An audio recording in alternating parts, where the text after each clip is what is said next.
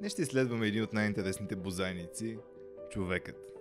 В неговата естествена среда – града. Човек живее средно 75 години, но може да достигне и до цял век. Когато остарее, окосмението му уредява и побелява. Това индикира, че скоро си тръгва.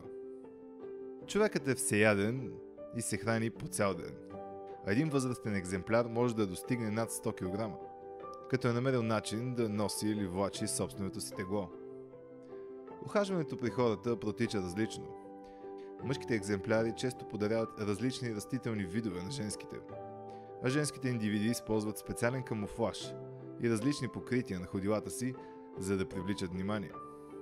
Но любовта им може и да се купи. Една женска може да роди няколко малки едновременно, но обикновено е едно.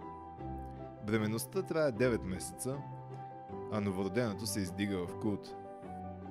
Много от хората добавят рисунки по телата си с цел да изпратят сигнал към останалите. Аз съм опасен.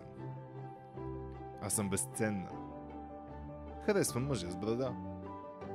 Обичайна практика сред хората е да вземат заложници от други животински видове, които често развиват стокхолмски синдром и се влюбват в похитителите си. Един човек може да издържи на температура от 37 градуса, след което трябва да се охлади. Комуникацията при хората се осъществява посредством сложни звуци и жестове, както и писма в бутилка. Хората изразяват одобрението си едни към други посредством продължително блъскане на двата си горни крайника един в друг. Повечето от тях са пристрастени към екраните и ако видят такъв, веднага се спират да го гледат.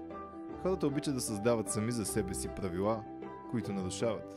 Тогава се появяват хора в костюми, които упражняват контрол на тези без костюми. Края на всяка календарна човешка година се отбелязва с експлозии. Учените все още не знаят как този бозайник е оцелял толкова години.